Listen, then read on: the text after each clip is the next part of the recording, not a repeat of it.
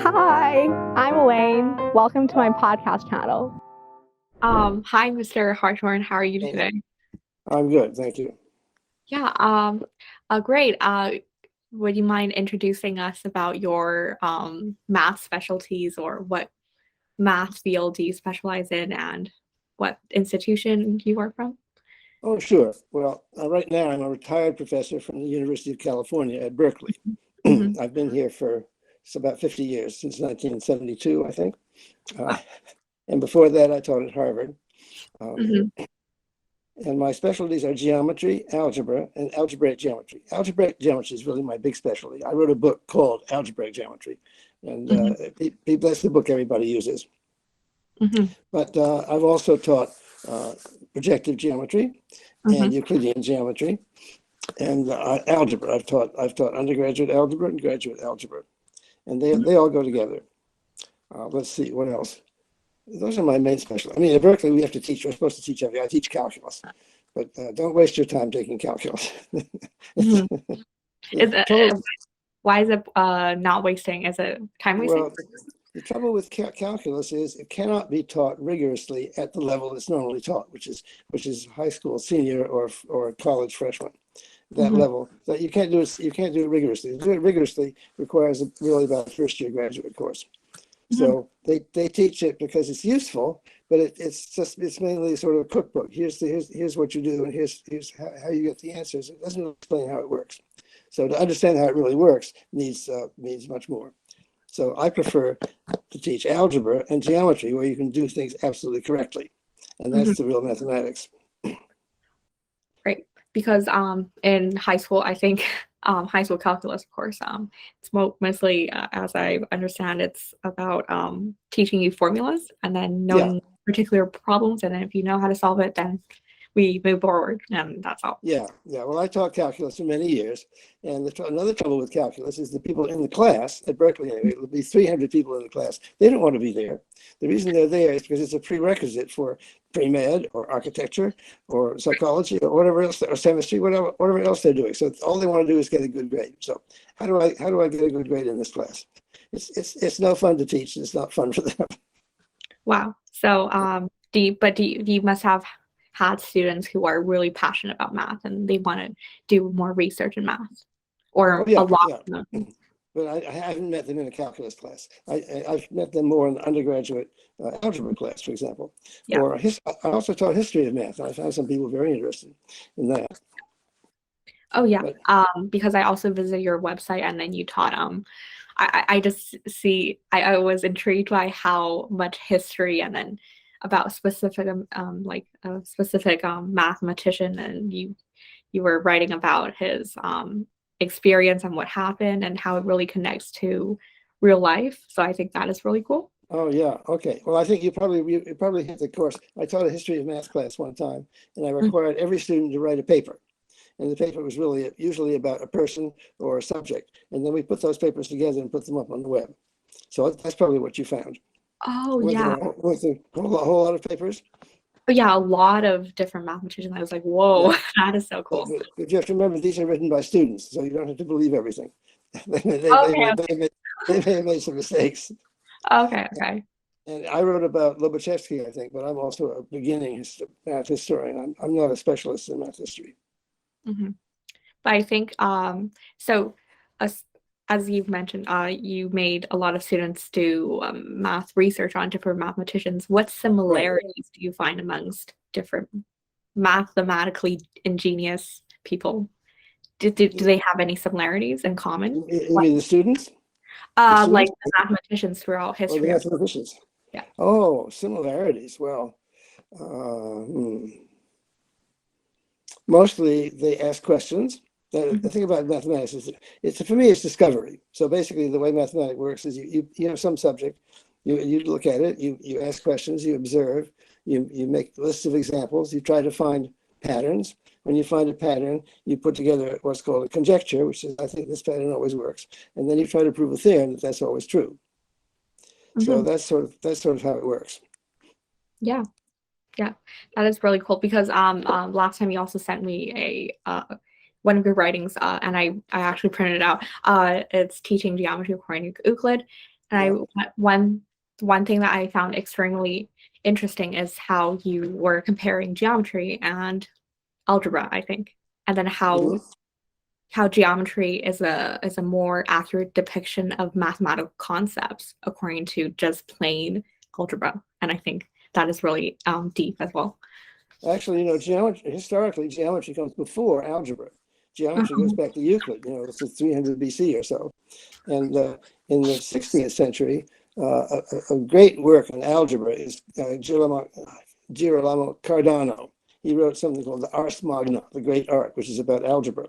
But it's funny, when he wrote a formula like, x plus y quantity squared equals x squared plus 2xy plus y squared, Yeah. he couldn't justify that just algebraically. He had to justify it by going back to geometry and showing that if you have two line segments A and B, and you stick them like end by end, and then you make a square out of that, then the square out of that falls apart into four squares. There's one little one that's A squared and a bigger one that's B squared, and there's two of them that are A times B, so that's 2AB.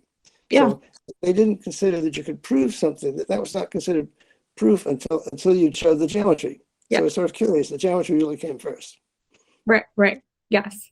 So do you think personally, in your personal perspective, do you think that geometry is the best way to prove a mathematical concept that is so abstract? For example, you also mentioned Hilbert spaces and higher dimensions. Is geometry a good way to represent a very abstract concept, or when you have higher spaces?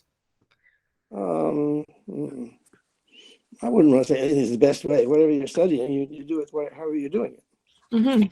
For sure. Yeah, I just found how from reading your paper, I can tell that you're a Euclid fan. Yeah, I'm definitely a Euclid fan. Yeah. And you told your students that it was mandatory for them to read books 1 to 6, or what I recall, like One to four. Yeah, 1 to 4, I think, was 1 to required 4. in my geometry course. I made it's an interesting experience. Have you ever tried reading Euclid?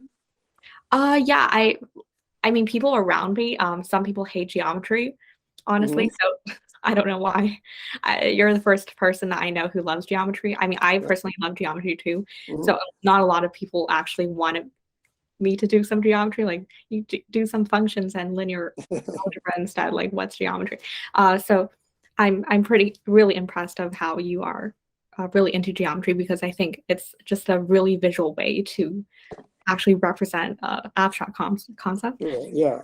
The interesting thing about Euclid, it's not just a list of results and a list of theorems. It's the deductive process. What's important in Euclid is starting from a few basic definitions and axioms and concepts, and then building everything else up logically. So some people, especially in school, think of geometry as a whole bunch of rules. You have to remember this, remember this, remember that. But in Euclid, you don't remember anything. You start with the beginning hypotheses, and then you develop everything else logically. That's what it's really about. Right.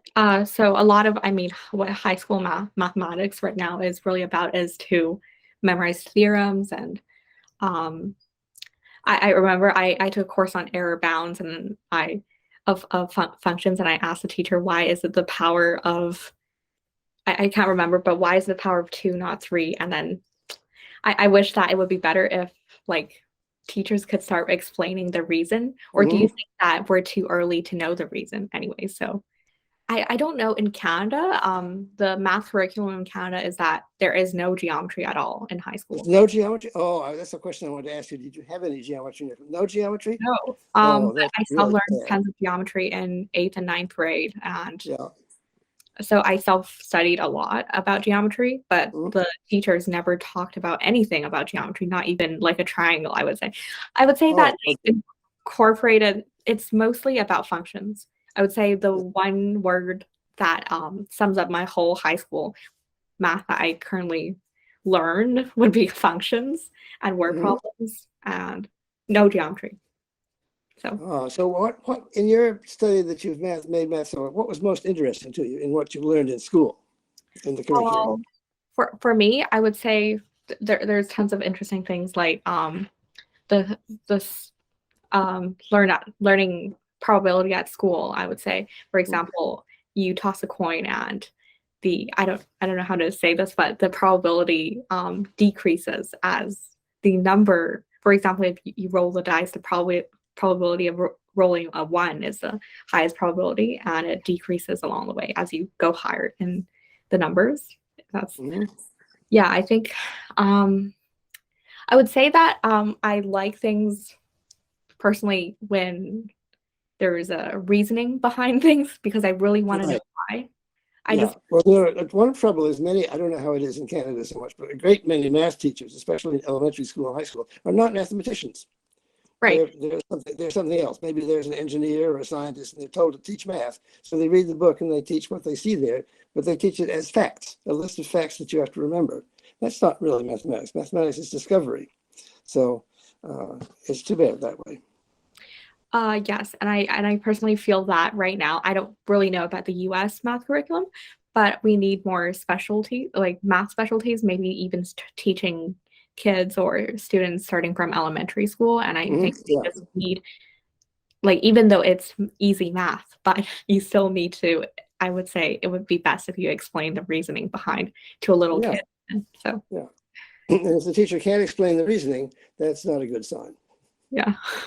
Like maybe, I don't know, when I don't know why, because there's always a reason for the power of 2 instead of power of 3. So why did they make it the power of 2 instead? So I have no idea. I don't know what the context was. There's for example, the standard deviation thing is it's like a square root, and then there's like 1 over n minus 1. And they say that you have to follow this by like thinking, why can't it be 1 over n minus 2 for these standard deviations? Is it like who made this number? Yeah. So my question would be, what is a standard deviation? How did it arise, and how did people come up with that? Right. I've heard that the 1 over n minus 1 thing is like the nature constant or whatever. The mathematicians just wanted. I've never studied probability, so I can't really tell you. I have no idea about that. But let me tell you a story. My senior year in high school, I was going to school in the eastern United States. We had an exchange program with Germany. So I went to Germany for my senior year.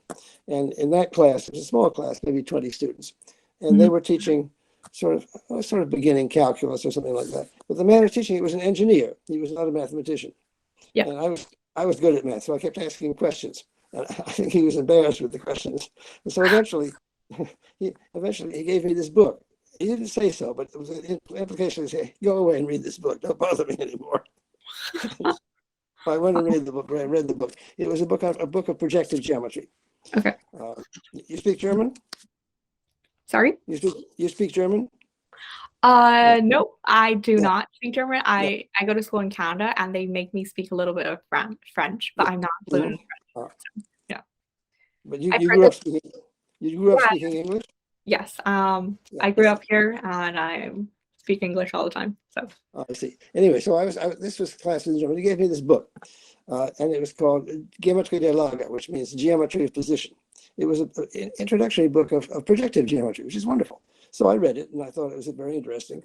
And then at a certain point, I saw they were doing a certain construction. I said, well, I think I'd like to generalize. They were talking about conic sections, curves of degree 2, given by quadratic equations. So I said, what if I use cubic equations? So I just started working on it by myself. And I wrote several notebooks full of this stuff I was discovering. And the teachers, when I finished the school there, the teachers looked at it. I don't think they understood a word of what I was saying, but they said that excellent new work he's done. I got a good mark for that. Oh wow! And then later, but you see, for me, the interesting was I saw something in the book, and then I wrote something new that was different, that hadn't been done before, and I experimented with it and drew lots of geometry. You can draw pictures, so I drew lots of pictures, and so what was happening. Right. I personally do really enjoy geometry. I don't know why some people don't like geometry. It's just more visual, and then you can play around with the squares and then move the lines and then draw hypothetical lines even. Like I used to do that, maybe constructing a triangle or hypothetical shape and then figuring out the length of something. Yeah. Did you learn ever do ruler and compass constructions? Or some people call it straight edge and compass. You use the straight edge to draw a straight line, use the compass to draw a circle. And then when you want to find the what do they call it? If you have a triangle, the intersection of the 3 angle bisectors is called the incircle, I think, in center. And you can do that, you can discover that with ruler and compass. Did you learn how to do that? Haven't really tried it out before, but definitely heard of something similar. Maybe I should try. Yeah. Yeah. Well, the book I recommend, my book called Geometry, Euclid, and Beyond, starts off with ruler and compass construction. So if you have a chance to look at that, I don't know if you can do it by yourself without help, but you could try. The book's written for a junior, senior level college course, but Oh, parts of it are very elementary. You could read it perfectly well, and parts of it are quite advanced. Even the college students can't understand it. wow. Can I read it and ask you questions if I'm stuck anywhere? Oh, absolutely. Yeah, you can read and ask questions. Oh, Yeah. and the other thing about that book is, in most math books, elementary math books, there's lots of problems, exercises, and they're all about the same difficulty. You just follow the formula in the text. Well, my book is different because there are lots of exercises. Some of them are very easy, some of them are medium hard, and some of them are very hard, and I don't say which is which. Oh, okay. So, did you come up with these problems yourself, or it's out there in the world, and then you just compile different problems in your book? Well, I made up some of them, and I copied others from other books and so on. Oh, okay. Okay. Yeah. So basically, you know how to solve every single problem from the book. Oh, absolutely, in principle. I may have forgotten. Oh, If you ask me, I say, I don't remember how to do that one. But in principle, if I put it in the book, then I know how to do it. Yeah. So as you mentioned, you in your book, which I actually personally downloaded, and I'm thinking to print everything out, but I've noticed that your book was really long. It's hundreds of pages. So oh yeah, it's 500 pages. We'll start with chapters 1 and 2 or something like that. yeah, I'll print chapter by chapter and then read it like slowly, bit by bit. Yeah. So what part of your book do you think really stands out? Do you think is the most significant part of your? Well, there's various different things. One is I put a lot of emphasis on ruler and compass constructions. Okay. See, Euclid doesn't talk about whether something exists. He talks about how to construct it. Okay. So if you have a circle and you want to draw a tangent at some point of the circle, a line that's just touching it at one point, he doesn't say it exists. He tells you how to construct it with ruler and compass. So that's a little different. Modern mathematicians talk about existence, but Euclid never talks about existence. He talks about construction. So it's a sort of philosophical difference. And what I like about it is it's something you can do yourself on a piece of paper. You can do it hands-on. Right, because instead of reading something and trying to remember it, you do it for yourself. Right, for sure. I totally agree, because I think I need to learn how to actually use a ruler and then doing things on paper physically, because I used to, I would say, I think that goes for a lot of other high school students, is that they just draw it like with a straight a line using their hand. And I think that you draw a perfect straight line would be more mathematical.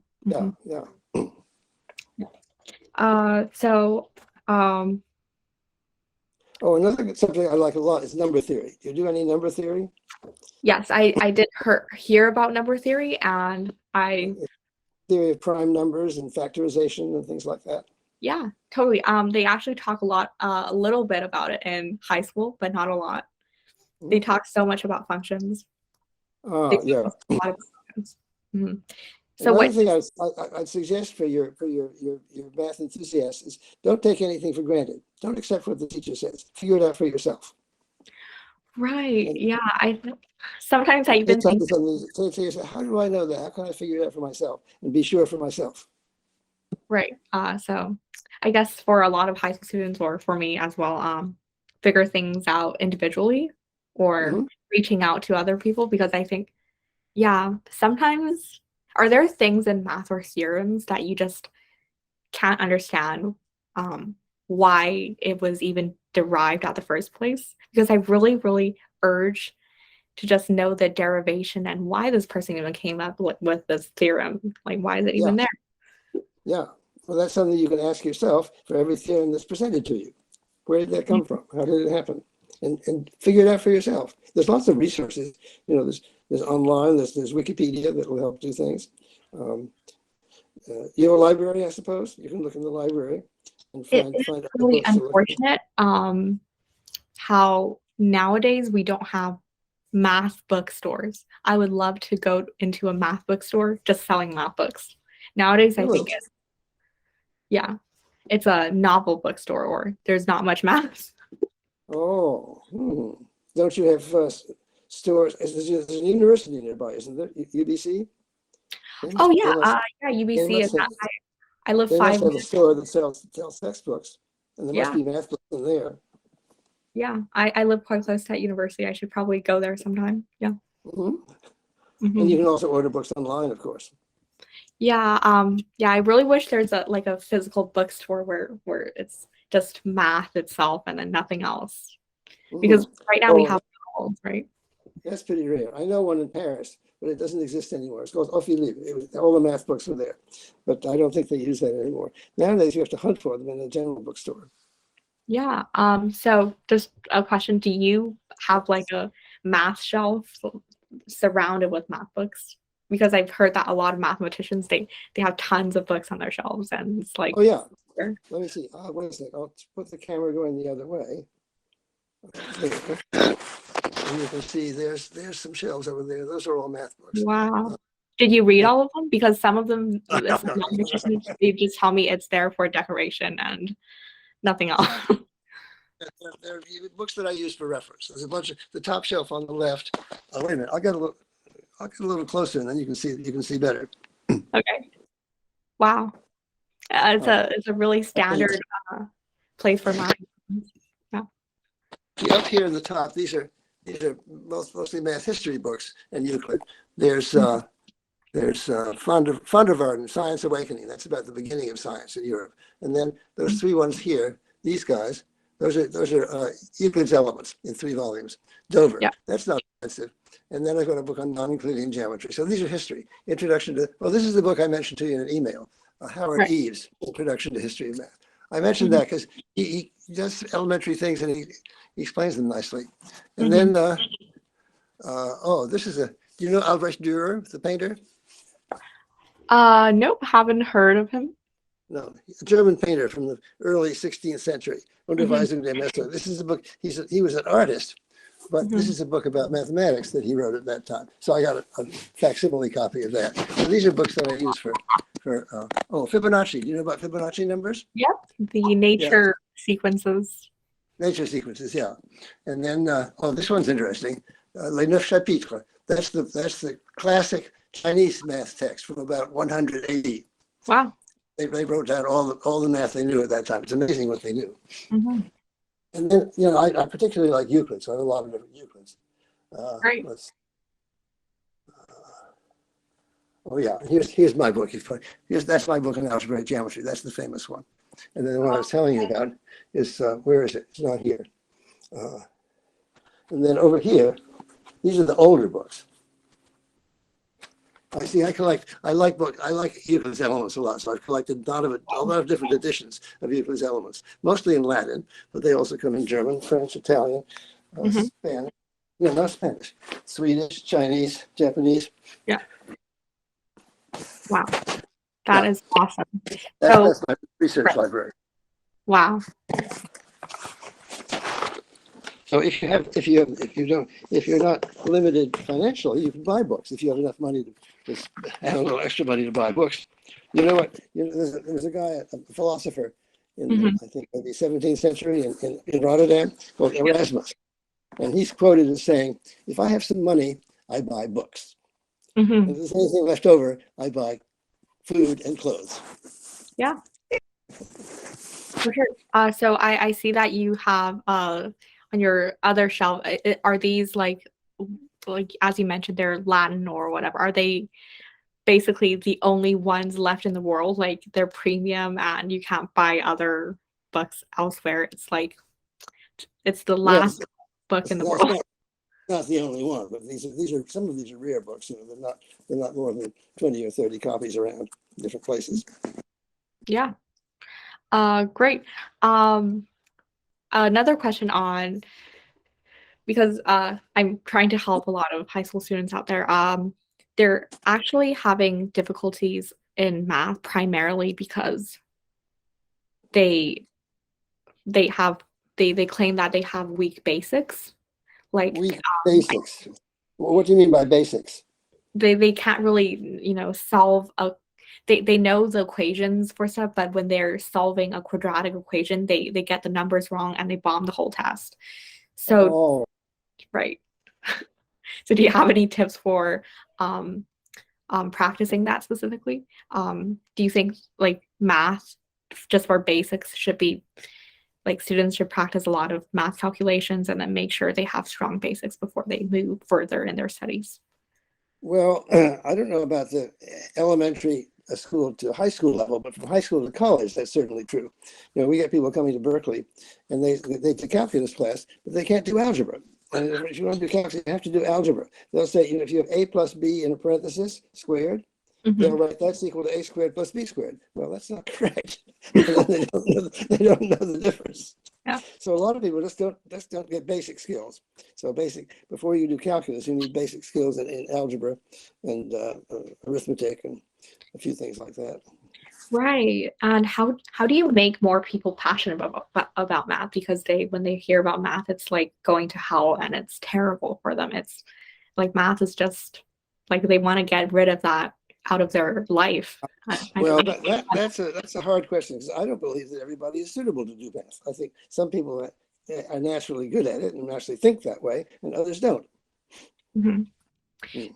So regarding to the fact of whether one is naturally good at mathematics, do you think that everyone has the same capabilities? It's just one person spends a lot of time on math and that is because they're really interested, and one doesn't, and that's why there's like the difference. So is there something like how you're just naturally good? I think if you start with natural curiosity. So, for example, my own case, we keep things in my family. So I found my report cards from when I was 5 years old, 5-year-old beginners at school. And the teacher said, well, Robin doesn't play with the other children so much, but he loves numbers. So I think from the very beginning, I was interested in numbers.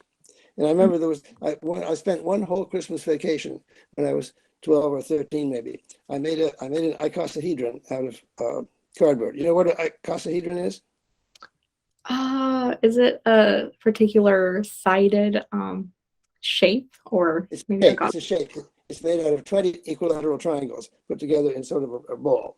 I don't have one here to show you. There are various figures you can make by putting together. Well, you know about a tetrahedron, a triangle. I mean a pyramid. Triangular base and 3 triangular sides. That's a tetrahedron. Anyway, I mean an icosahedron is more complicated. It's 20 triangles and they're stuck together. And then I painted the faces so I could keep track of them. And I was trying to figure out what the rotations were. You rotate it, and it comes back to the same position. Only the faces have moved to a different place. And then that's called a rotation. If you do one rotation after another, that's equivalent to some third rotation. So I was trying to figure out what was the recipe for how you get one rotation out of a product of 2 other rotations. Yeah, for sure. Have you come across the notion of group? Topology, group theory. In topology, they have them. A group is something where there's some operations, and if you perform one and then do another one after it, you get a third one. So it's a set of operations with the multiplication rule. Oh, okay. That sounds really, really interesting. I think that's the beginning of abstract algebra, is to talk about groups. Anyway, the group of rotations of the icosahedron is a group with 60 elements, and I was trying to figure out what the rules were and how you multiply. I gave them names, and how do you multiply one times another? I didn't succeed, but I learned on later when I was teaching graduate algebra. And then I really understood the group of rotations of the icosahedron. Sounds really interesting. I also heard recommendations on graph theory as the fundamentals to start with anything. Do you agree with that? Starting with graph theory? I think you start anywhere. It doesn't matter where you start. I think graph theory is good because you can draw the graph yourself and you can manipulate and mess with it. Something you can do yourself. You can draw different graphs. You know the Königsberg bridge problem? Bridge problem. Haven't heard of that. Königsberg. This was the 17th century. There was a town in Germany called Königsberg that had some rivers going through it, and it had 7 bridges. And the game was to try to walk in the afternoon so that you crossed each bridge exactly once. This was difficult. If you see, I don't have a picture of it, but if you see the way the bridges are, this is something that's impossible. In fact, you can't do that because you'll miss one if you want to. You want to go that one, you have to get some other one. So this is a famous problem in graph theory because it's a certain graph that you cannot doesn't have a connected loop or something. I don't know the right terminology. Mm-hmm. Yeah, So for sure. look at that. If you have a book, or look on Wikipedia. That's a good source. For sure. Yeah, totally. I've also heard of the ADE theorem, how you basically categorize different geometrical shapes into alphabets, like ADE. And ADE. What do ADE stand for? I'm not really sure, actually. I just heard of someone say about the alphabets A, B, C, D, E, and then all the way to I, and then you categorize different geometric shapes according to the letters. Oh, well, that's interesting. Find out about it. Yeah, and also, have you heard of it, like turning a sphere upside down? There's a thing called turning a sphere inside out. Or one of my inside out. Or sorry, yeah. One of my colleagues here at Berkeley did that. Charles Pugh, and that was a famous problem. That's very difficult. He actually made some models out of wire that were hanging in our common room for a while, showing the process. Mm-hmm. That is really interesting. Yeah. Well, it's an interesting idea, but I think it's much too hard for beginning students. I wouldn't recommend trying to do that. Oh, really? Because I thought that is sort of like geometry as well. So it's a kind of sure. It's topology, actually. It's more topology. Oh. Topology is the study of shapes and forms without measuring anything. So in topology, all triangles look the same. It's just three sides. And a sphere, you know the famous question, what's the difference between a cup of coffee and a donut? You know that one? Oh, is it sort of cup of coffee? No, I haven't heard of that. In topology, they're both represented by a surface called a torus, or the donut. You think of the donut is easy to see. It's a singular loop that goes around, but that's the same as a coffee cup. Because if you take the coffee cup, if you shrink the drinking part down to almost nothing, and you take the handle, then the handle and the drinking part, you can move it into the shape of a donut. Yeah. Oh, that is really that's topology. They call it rubber sheet geometry sometimes. You can move things around. So interesting question is, if you have surfaces in 3 space, things like that, one or two of them the same. For sure. And why are I've heard that a lot of undergrads at universities, they told me that they think topology is the hardest course ever in university. They think topology is really, really difficult compared to other math courses. What do you think? Is topology quite difficult to learn? Well, the beginning levels is very easy. You don't measure, there's no measurement. You just list the shapes. Mm-hmm.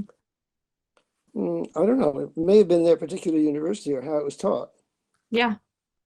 It's hard to imagine at the beginning. It may be hard to get your mind around it because you're not used to thinking that way. Right. Yeah. And from the high school transition to university, I think it's a big jump. Would you say from high school math to university? Well, it depends which high school and which university. That is really true. If you have a very, very well trained and good mathematics department in your high school, you'll be all set. But like many American students, they don't have enough math in their high school, and they get to college, and we suddenly expect a different level of understanding, and they're not there, so they have to take remedial courses. Yeah. Didn't you mention somewhere in one email that you were thinking of taking some university courses at UBC while you're still in high school? Oh yeah, for sure. Yeah, I was actually because I've completed all my mandatory courses, and my counselor was like, so we have to let you do some math because so I have to do some math for next year. So I'm probably going to take some online or in-person UBC courses. I'm not really sure about that. Is it interesting that I've never been there? Have you looked at the choices to see what kind of classes they have? Yeah, they have a broad range of math course options, and I don't know. I think I'm probably going to look into geometry because I think you inspired me a little bit too. Like I think you made geometry really interesting, especially from your paper of Euclid's teaching method, I think. Yeah, I probably would do some geometry. I'm not really sure if geometry is included for first year or second year. Well, unfortunately, the geometry is being taught less and less in American universities anyway. I think that's very sad because it's such a beautiful subject. Yeah. One of the reasons is that many math courses are sort of feeder courses for graduate to study and PhDs. And geometry is not a very popular research subject right now. So people would rather take analysis or group theory or something like that, or topology, which lead to more advanced courses and possible careers. Whereas geometry, it's just been neglected. It's such a beautiful subject. See, it doesn't matter to me. It doesn't matter what you take, so long as you're training your mind and you're learning concepts and learning proofs and how to deduce one thing logically from another. That's what geometry is really about.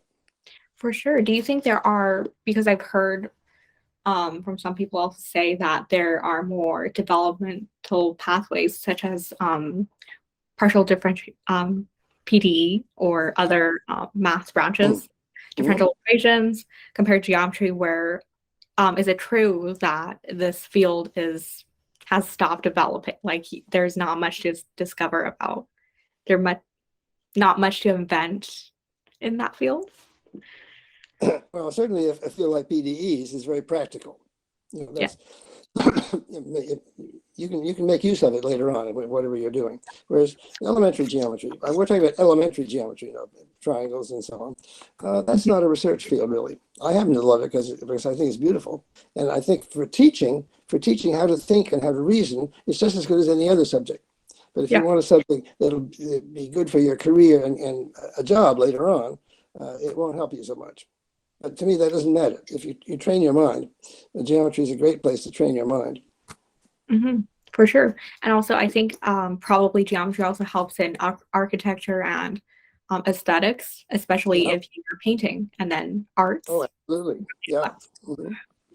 Yeah, for sure. Especially learning how to use a compass and then making good lines and how they cross together. I think that applies. It's really architect. I don't know if it's still true, but my mother was an architect and she had very good drawing skills. At that time, you had to be able to draw very accurately. Nowadays, everything's on the computer, so I don't know if people develop those skills of drawing anymore. Do you know any architects? You might ask them. I don't really know that many architects. I'm thinking that if you're going to construct, or you want to be an engineer, you have to construct something, and the basics of that is basic geometry. And I think that geometry is so useful in all aspects. Well, I'm sure they do, yeah. But I think nowadays a professional architect or something will do everything on the computer. Their computer or something will draw things for you and shapes and so on, and measure the weights and measure the. They can even make sort of 3D pictures and measure the stress, whether it's enough. But to me, that's not the person thinking, that's the computer thinking. So I try to get people to put away their iPhones and their iPads and take out a piece of paper and work on the paper. Yeah, thinking about talking about computers, which is artificial intelligence and robots. So one day, till like we have computers that can draw things out for us. Do we still need human mathematicians or even geometry learning to help us construct something? Do you think? For two reasons. First of all, the computer doesn't just exist, somebody designed it. You need people that design the computer, they have to understand. And secondly, letting a computer do everything for you doesn't help your understanding at all. You want to understand where something comes from. If you plug it into the computer and it gives you an answer, you don't understand anything. How do you get it? Yeah. Like there's also debates out there, tons of debates on how we don't need mathematicians. I think computers can do everything for us. No, that's total nonsense. Yeah. But we still need mathematicians to create new things and develop new things as well. Yeah. I mean, in my calculus classes, everybody has their little iPhone or their little handheld computer, and they make ridiculous mistakes on final exams. I've seen somebody like there was a compound interest problem. You know, you have $100 and you invested at 3% for 5 years compound interest. How much do you get? And he gets 10,000. Well, you know, anybody looking at that would say this is total nonsense. It could not possibly be the right answer. But the trouble was he got the decimal point wrong on his computer. Maybe they punch in the wrong decimal points, or They punch in the wrong decimal points. And so they're not thinking. You know, if you were thinking, you say, that can't possibly be right. I did something wrong. right. So talking about this as well, nowadays a lot of students are using calculators for tests, and they're punching in the numbers, and then whatever is just, I think right now a lot of math is kind of computerized a little bit. Using calculators, and then maybe one day we don't even need to use geometry. We just use a computer to draw it for us. Do you think this is a bad idea? Like, do you think that we need to just start like calculating decimal points? Question is, do you want to have the correct answer, or do you want to have an educated person? If you want an educated person, you teach them how to think. If you want the correct answer, you do it on the calculator. Right. So what's your idea on this phenomena? Like, do you think that we should solve things ourselves, or yes, absolutely. Ourselves? Okay. Yeah. Solve things yourself, so you know what you're doing. If you do it in the computer, the computer's doing something. You don't know what the computer's doing, so you can't understand how it got that answer. Right. That is really, really true, because I think a lot of people rely on computers instead of mathematical brains. Is that they think that they're always right. They're following a particular systematic pattern and nothing can go wrong. And yeah. Well, I'm a teacher after all. I want people to understand things. I want to cultivate their brains. I don't care about the right answer. Yeah, for sure. I think a lot of students here, they only care about what the percentage or the correct answers they got, but they don't really focus that much on derivations and proofs. Yeah. Well, if they just want a good grade in their class and graduate with honors and so on, that's fine. But if they want to really understand things, they should figure it out for themselves. Yeah. So it sounds to me like you're on the right path. You're going to figure things out for yourself. I kind of want to just that is why I really, really like math, is that numbers don't lie compared to other subjects. It's kind of convoluted and mixed up a little bit, and I think math is just so not convoluted. It's more straightforward, and at the same time I want to know why this even happened. But I think sometimes people also say that once you get older, you will know why. In the later 20 years, you will not unless you ask questions and got answers and researched it. Yeah, because I think the reason or purpose, do you think it involves more complicated reasoning and math that I probably couldn't understand right now? Well, part of the complicated reasoning, you have to train yourself. You do simple reasoning, and you gradually get more and more complicated reasoning. But if you don't train yourself with simple reasoning, you'll never get to the complicated reasoning. Yeah, that's what I like about geometry. Yeah. So if you do get a copy of my geometry book and you try the exercises, remember, you don't have to solve every problem. And some of them are very hard. You may not solve it. Some take 5 minutes, some take an hour, some take a weekend, and some you'll be still struggling with it for many weeks. So if you get to one that's too hard, just drop that and go on to another one. Yeah.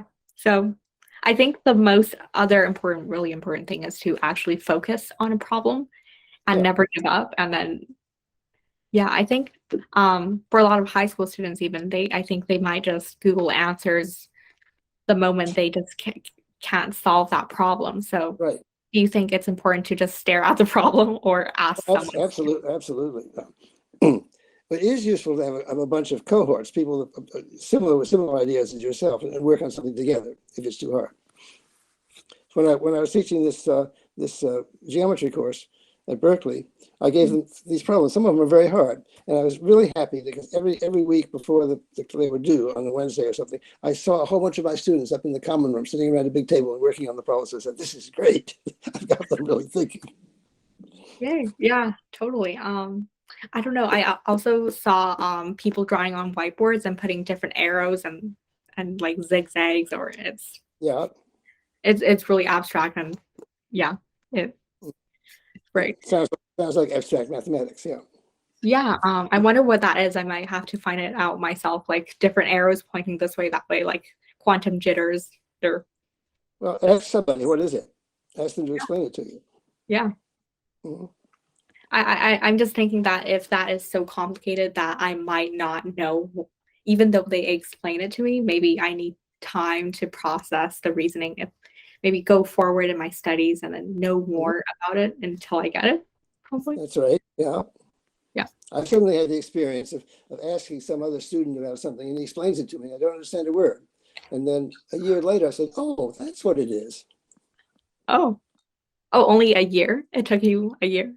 Yeah. So sometimes if something will settle into your mind. You hear it talk, you don't understand it at all, and you forget about it. And then it'll pop up again later. Mm-hmm.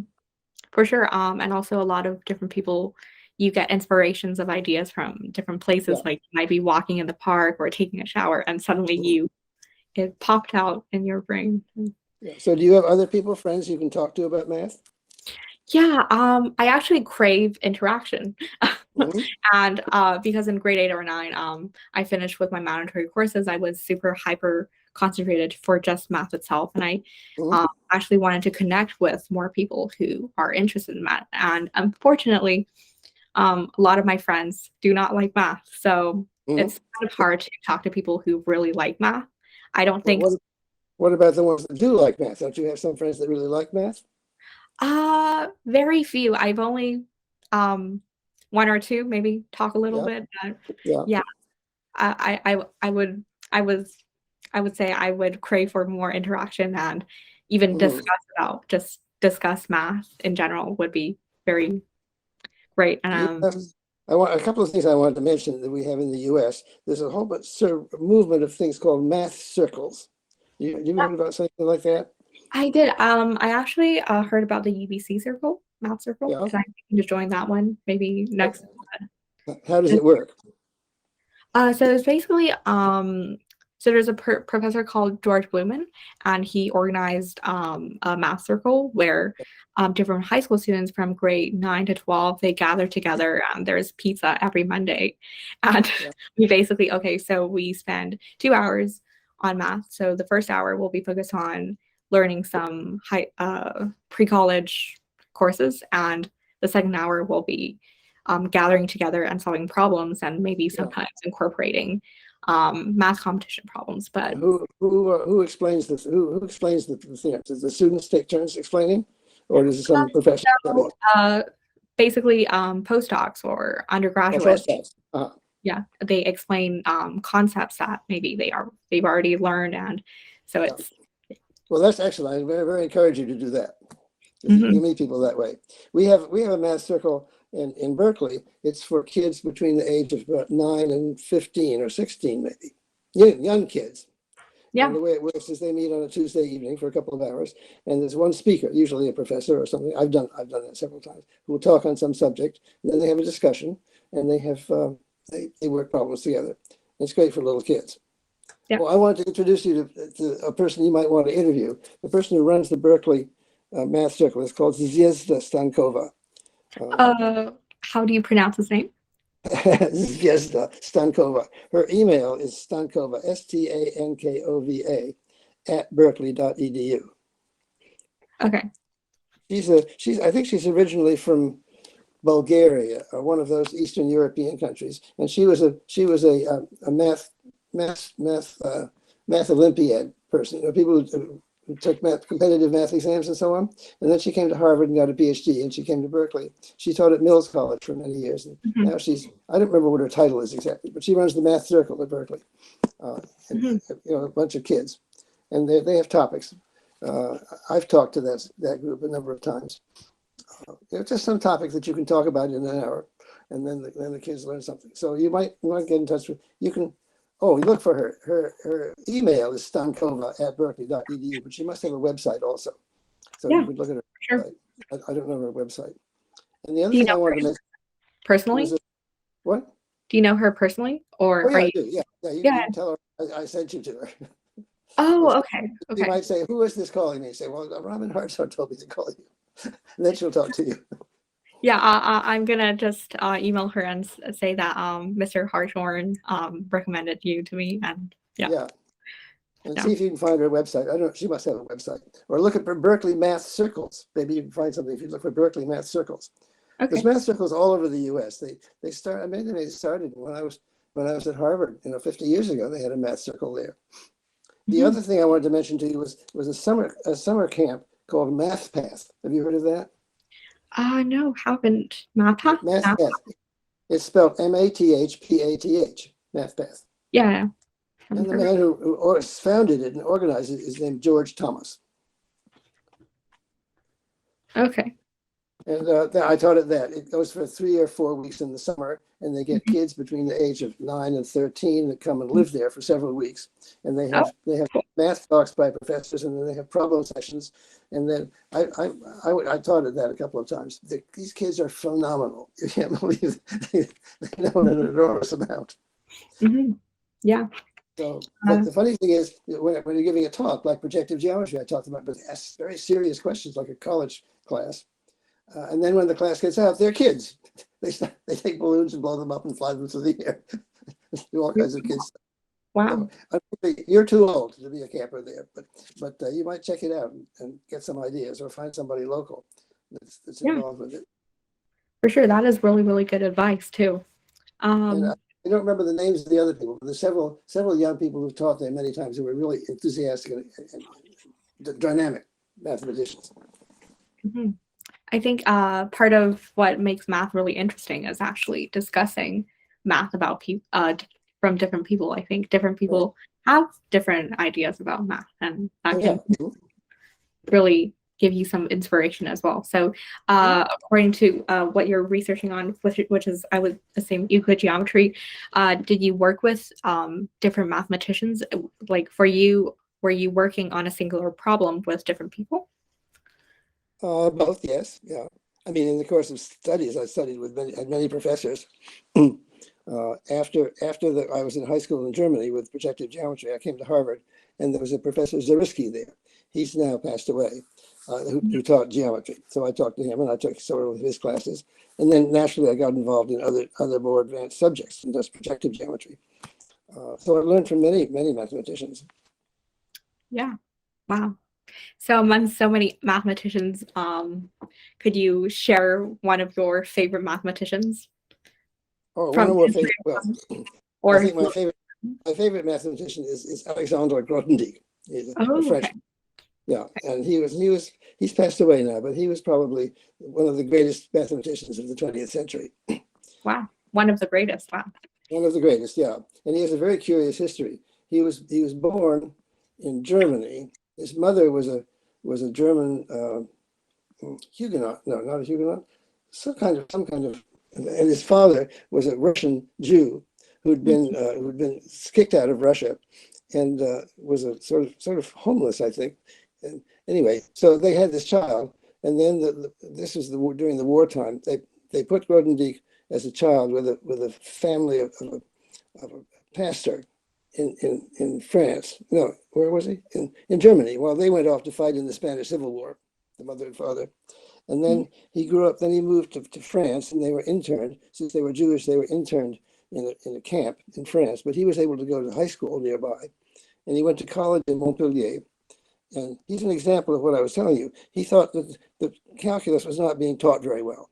He thought that the way they dealt with area, he said that wasn't precise. So he figured out his own theory of area, a whole kind of theory. And he thought maybe this would be his thesis when he went to Paris. And then he went to Paris with this work that he'd done, which was a very excellent work. And he showed it to Henri Cartan, who was one of the main professors in Paris. He said, well, this is very good work you've done, but unfortunately, it's already known.